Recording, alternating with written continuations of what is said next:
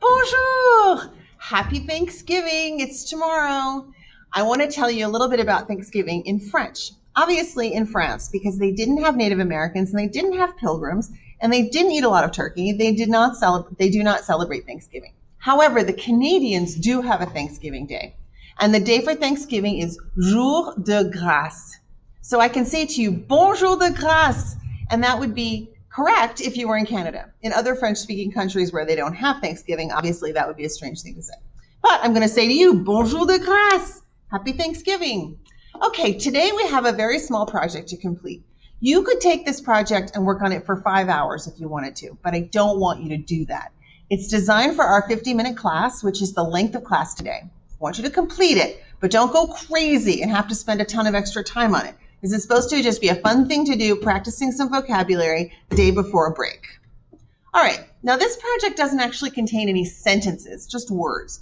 And most of the vocabulary that you'll need is from last year. So you may not remember it all. You also may not know certain words you want to use. You may look words up on the internet if we have not learned the words for those objects or furniture that you wish to use. You're probably figuring out now what you're going to be doing. So there'll be some things you'll want to say or write that you won't know the word for, and you can look that up on the internet. You won't need to write any sentences, so you don't need to look up any sentences. That's where the trouble comes in when we use the internet. Okay, so what you're going to do is on a separate piece of paper, of course you could do this in your notebook if you want, but sometimes it's good to do it on another piece of paper. You're going to draw an accurate, as much as possible, picture of your house or apartment. Now you're going to draw it like a floor plan, which means you're looking from above. It's a diagram. If you're not sure what a floor plan looks like, you can actually go on the internet and look up floor plan house, and they'll show you some pictures of floor plans and you can see what they look like. It's basically just an outline of every room as if you're looking down at it, showing where the different things are in the room. Now, obviously, it doesn't have to be exactly your house, exactly your apartment, but I want you to aim for that because it's just more fun that way. All right, so this is what you're going to do. You're going to show and label each room, right? You're going to draw some size box or rectangle for each room, unless you have a round room. Then you're going to draw the furniture in there and label it all in French. Then you're going to show and label some of the windows and doors. You do not have to label every window and every door. That would take forever. Just pick 1 or 2 windows, 1 or 2 doors, and just label them. All of this, of course, in French. So here are some more things. You can draw this in pen, pencil, marker, colored pencil. You could even do it in crayon, whatever you have, as long as I can read it. That's the problem with crayon. Sometimes if you write words in crayon, I can't read them. You may draw in color. You can draw just in pen or pencil. It's totally up to you. You won't lose or gain any points either way.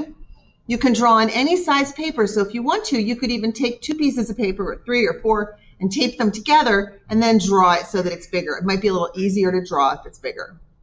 When you're done, this is what you're going to do. There are 2 possibilities. If you have a cell phone, you're going to take a picture of it on your phone and you're going to send it to me at my email address. You have this address already. It's everywhere, right? But you can always go on the Glendale High School website, and I'm listed on there as Martha McLean. So the address is martha.mclean@guhsdaz.org. Very simple. So you take a picture, you upload it to the email, which you can do right on your phone, and then in the subject line you write house project and send it to me. Make sure you put your name in there somewhere, because if I just get student number, I can't tell who you are. So just be sure to put your name in there. Now, if you don't have a cell phone or if something goes wrong and for some reason you can't take a picture and upload it to the email, you can email me a note and just say, I can't take a picture. Then you're going to write me a long paragraph, not super long as you can do in the time you have, telling me about your house or your apartment. So you'll tell me about the rooms and the furniture and the objects, and of course, you'll write that paragraph in French. So you're either taking a picture and sending me a picture of your drawing, or you're sending me a paragraph about your house. Those are your 2 options. So remember, when you're doing this, think about what's in your garage too, and what's on a desk or a table. What do you have on your bed? Maybe you always have a cat lying on your bed because your cat likes your bed. Draw the cat. You can do whatever you want in that way.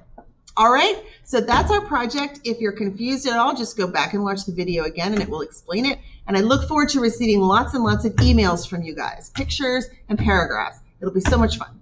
Okay, so I'm going to say Happy Thanksgiving, Bonjour de Grâce, and I will sign off, and I will see you à lundi.